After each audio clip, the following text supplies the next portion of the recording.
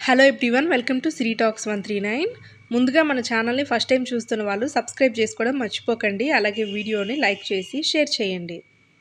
మన వ్యూయర్స్ అందరికీ కూడా శ్రీకృష్ణాష్టమి పండుగ శుభాకాంక్షలు. ఇక అందరూ కూడా ఈ ఫెస్టివల్ని బాగా సెలబ్రేట్ చేసుకుంటారని చెప్పేసి అనుకుంటున్నాను. ఈరోజు నేనైతే స్పెషల్గా ఏదైనా ముగ్గు వేద్దాము, కృష్ణాష్టమి పండుగ కదా అని చెప్పేసి అనుకొని ఈ విధంగా వేశానండి. అంటే నెమలికలు రావాలి అన్న టైప్‌లో ట్రై చేద్దాం అనుకున్నాను. బట్ అంత బాగా అయితే రాలేదు. ఇంక నా దగ్గర ఉన్నటువంటి కలర్ చాక్ పీసులన్నీ కూడా వేసి ఇట్లా చేశాననమాట. ఓవరాల్‌గా ముగ్గయితే ఇట్లా ఉంది. పెద్ద పెద్దగా ముగ్గులైతే నాకు రావండి. వచ్చినంతలో ఇంక ఈ విధంగా అయితే వేశాను.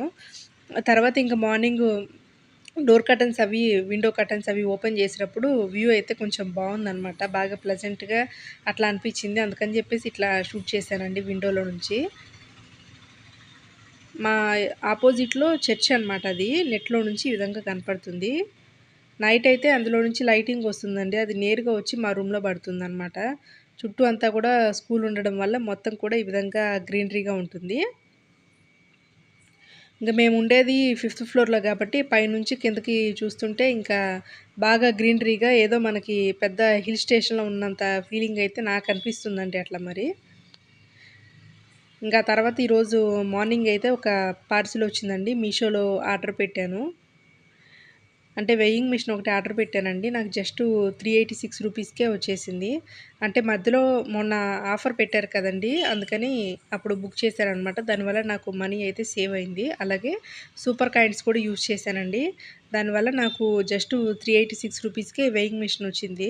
సరే బావుంటే ఉంచుదాము, లేకపోతే సరిగ్గా కండిషన్ అనేది బాలేకపోతే రిటర్న్ పెట్టేద్దాం అని చెప్పేసి అనుకోని ఏదైతే అదయిందని బుక్ చేశానండి. ఇంక ఈరోజు వచ్చిందనమాట. మార్నింగ్ 10:30కి అట్లా వచ్చిందండి. ఇంక ఓపెన్ చేసి చూశాను. మరీ చిన్నగా వచ్చిద్దేమో అని చెప్పేసి అనుకున్నాను కానీ పర్లేదు. 150 కేజెస్ వరకు వెయిట్ అయితే ఇది ఆపుతుందనమాట. పైనంతా కూడా డిజైన్ ఇచ్చారనమాట ఫ్లవర్ టైపు.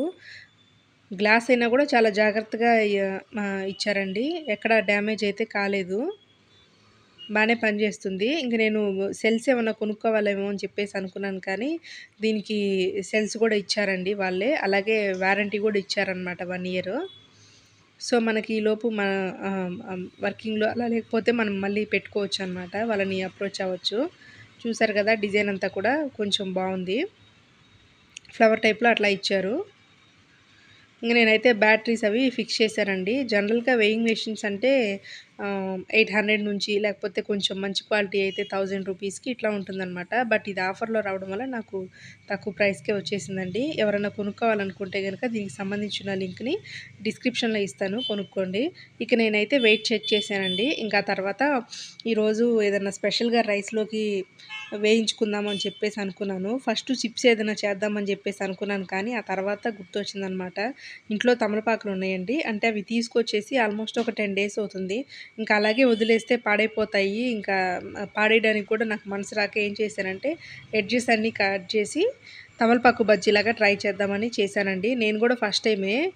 ఎవరో వీడియో పెడితే యూట్యూబ్‌లో వాళ్ళని చూసి మనం కూడా ఎందుకు ట్రై చేయకూడదు, అసలు వస్తుందో రాదో అనే డౌట్ తోటి సర్లే ట్రై చేద్దాం ఏదైతే అదైందని చెప్పేసి ఇట్లా చేశానండి. జస్ట్ కొంచెం శనగపిండి ఒక 4, 5 స్పూన్స్ తీసుకొని అందులో కొంచెం చాట్ మసాలా, సోడా ఉప్పు, సాల్ట్, లైట్‌గా కారం అండి. అలా వేసి మొత్తాన్ని కలిపేశాను. వాళ్ళు అల్లం వెల్లుల్లి పేస్ట్ కూడా ఒక చిటికెడు వేశారండి. ఇంక వాళ్ళని చూసి నేను కూడా వేశాననమాట. వేయమన్నారు కదా అని చెప్పేసి. ఇంక తమలపాకులనైతే శుభ్రంగా కడిగేసి చిన్న చిన్న ఆకులుగా కట్ చేసి ఈ విధంగా నేను డిప్ చేసి వేయించాననమాట.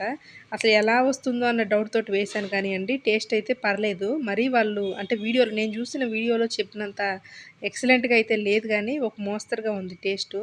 బట్ అంత ఎక్సలెంట్ అయితే నేను చెప్పలేను. పర్లేదని అనిపిచ్చింది. ఇక్కడ వేసేటప్పుడు నేనింకా ఆకు గదా ఇది, వేగేటప్పుడు మరది ఎంత సైజ్ వస్తుందో ఏమో అనుకున్నాను కానీ, బాగా పొంగిందండి. అంటే సోడా ఉప్పు వేయడం వల్లో మరేమో ఇంకా బాగా ఉబ్బిందనమాట. ఇంకిలా ఒకదాని తర్వాత ఒకటి అట్లా కొన్ని అయితే వేయించానండి. ఇక్కడ చూస్తున్నారు కదండీ! ఓవరాల్‌గా అయితే షేప్ ఇట్లా వచ్చాయి. అంటే వంకర టింకరగా వచ్చాయి. ఆకులు గూడా నేను ఒకే సైజులో కట్ చేయలేదు. అంటే ఒక ఆకు పెద్దగా, ఒకటి చిన్నగా అట్లా ఉన్నాయి కాబట్టి వాటిని బట్టి నేను ఎడ్జెస్ కట్ చేయడం వల్ల ఇలా వచ్చిందండి. ఇంక టేస్ట్ అయితే పర్లేదని చెప్పాను గదా! యాక్చువల్‌గా ఇవి చేయడానికి కూడా ఇంకొక రీజన్ ఉందండి. ఇవాళ మా ఇంట్లో 4, 5 రకాల కర్రీస్ ఉన్నాయండి. సో, ఇంక నంచుకోవడానికి బజ్జీ గూడా ఉంటే బావుంటుంది కదా అని జెప్పేసి చేశానండి. ఈ వ్లాగ్ అయితే ఇంతటితో ఎండ్ చేస్తున్నాను. మరిన్ని వ్లాగ్స్ కోసం మన ఛానల్‌ని వాచ్ చేయండి. అలాగే సబ్స్క్రైబ్ జేసుకోవడం మర్చిపోకండి. Thanks for watching.